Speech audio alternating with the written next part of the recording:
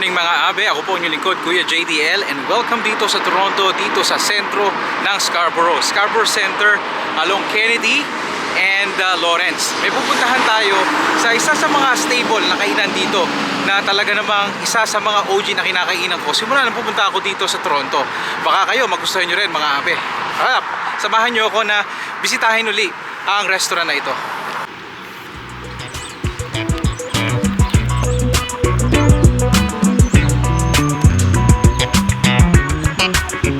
So mga abe, ito yung sinasabi ko. Ito ang Jesse Jr. dito sa may Kennedy and Lawrence na sinasabi kong OG na kinakainan ko dito sa Toronto. At hindi lang yun, umu-order din ako dito ng mga pagkain kapag tinatamad ako magluto na pang potluck. Tara, bisitahin natin. Aloha, good morning. Hello. Kumusta? Okay lang. Nandiyan may best friend ko? Ay, may best friend mo. Ayan, may i-wrap. Meron kayong garlic pork? Meron. Ayun, so ito mga abe ordering ko. Ate, pa-shoutout naman. Tagal na natin magkakalala, nahihiya sila eh.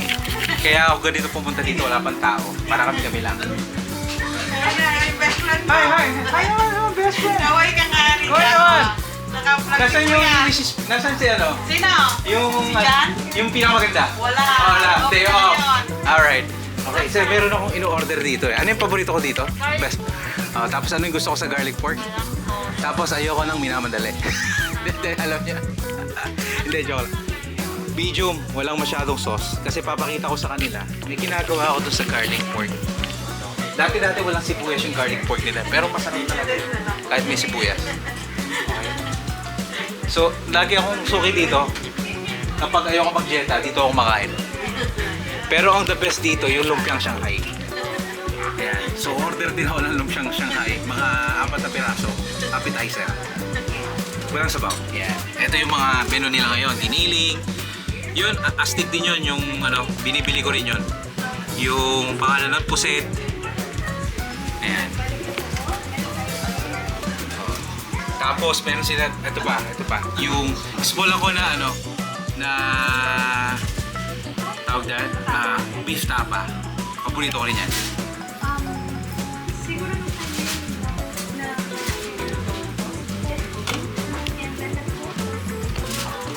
Tapos yung okoy din, binibili ko rin yun. Kaya lang ngayon talaga medyo mahina ang budget ko ngayon. Kaya yung dalawa na lang yung ordering ko. Okay, do you have... Ano pangalan mo, best friend? Lagi siyang nakamas. Lagi siya. Si Lourdes. Birthday niya February, no? Di mo? Alam niyo kung bakit February yung birthday niya? Kasi Our Lady of Lourdes. Sagrado Katoliko yung magulang nito. Ewan ko lang siya. Charles na. Babayad tayo. Pwede credit card. Pwede. Saan nga pala uli yung isang location nyo? Sa O'Connor and Victoria Court. Nandun si Rihanna. Makikita nyo doon si Rihanna. Si Felix. Si Felix na. Wala na si Rihanna. So ang bill natin is $26.42 sa isang order ng tama ba no? Ng garlic pork tsaka ng ano? Tsaka Shanghai tsaka beef tapa. Tapos papalalahanan nyo lagi pag bumibili kayo dapat yung Shanghai may sauce. Pero hindi naman sila nakakalimot. Meron palagi. Invite po sila. Pumunta na kayo sa Jesse Jr., Kennedy and Lawrence, and O'Connor and Victoria Court. At makikita nyo si Lourdes. Thank you! Okay, sige bye-bye dyan. Thank you, Jesse. So, mga abe, nandito na nga pala tayo sa ating bahay, kaya naman papakita ko sa inyo yung gagawin ko dun sa garlic pork. No disrespect po dyan sa ating mga kaibigan sa Jesse Jr., hinahangaan ko po ang kanilang garlic pork, kaya lamang po, meron akong gustong gawin doon. Kumbaga sa pagkain, kung gusto nyo yung mga iniinit ng pangatlong araw, ito i-shortcutin ko po yung gagawin ko doon sa kanilang garlic pork. May kakaiba kasing lasa yung garlic pork nila. Iba yung pagkakakat, no? Ang pagkakakat nun parang higado style na cutting. Masarap yung karne, malambot. Tsaka yung ginagamit nilang sarsa doon. Napakasarap po. Kaya pagka tinuyo mo siya sa mantika, mga abe, para sa akin, one of the best. Kaya po kung kayo ay nandito sa Toronto, itry nyo po yung gagawin ko dito at baka magustuhan nyo rin mga abe. O halika, lutuin na natin. Bukod sa garlic pork mga abe, ito pa isa sa kinababaliwang ko dito sa Jesse Jr., yung kanilang lumpiang siyang pinapapa ko habang pinapatuyuan ko yung ating garlic pork. So papainit ko lang tong pan. Mainit na yung ating pan. Lagyan natin ng konting mantika. Mga abi, ako ginagamit ko mantika. Ito. Ito, nakita nyo to.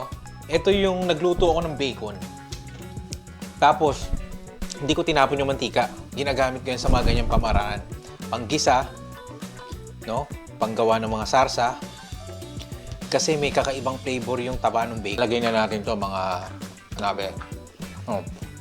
Medium lang yan. Tama na sa amin ni Mrs. JDL yan. High heat natin, pagkulo, medium. High heat natin, pagkulo, lagay natin sa medium.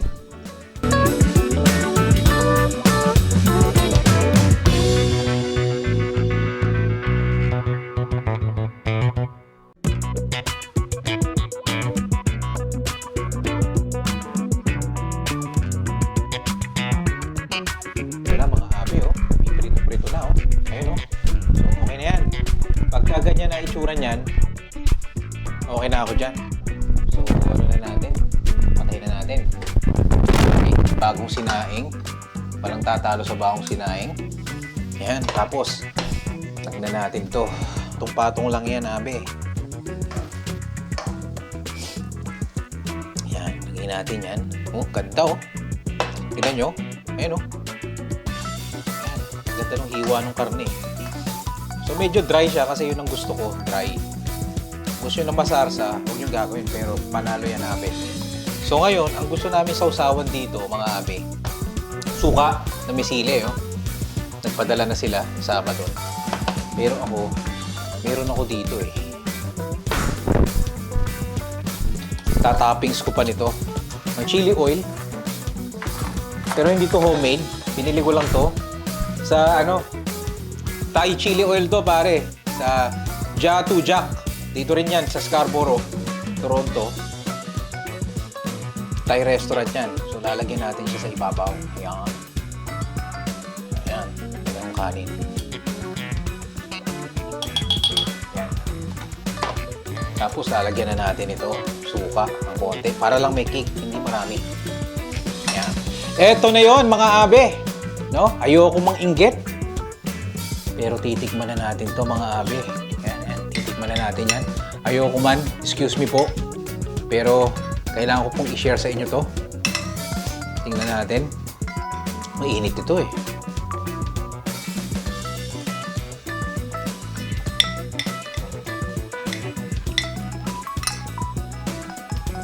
Pagkain sumasabog sa bibig mga abe. Actually, mas masarap to sa kanin lamig, pero iba talaga pag malamig, pag mainit na sinaing. Nararamdaman ko yung kunat ng chili oil sa loob. Pero iba talaga yung karne, mga abi, ang lambot.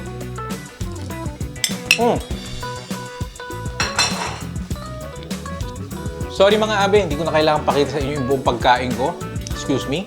Pero dito ko natatapusin ang content na to. Kung kayo po ay taga Toronto at dumadayo sa Toronto at gusto niyo pong tigman yung garlic pork ng ating restaurant na kinainan na pinuntahan na Jesse Jr., huwag niyo pong papalampasin yan pag nandito kayo sa Toronto. Muli po, maraming salamat sa inyong panonood at maraming salamat sa pagsama sa akin. Best regards, Kuya JDL. Bye-bye! Kain na na!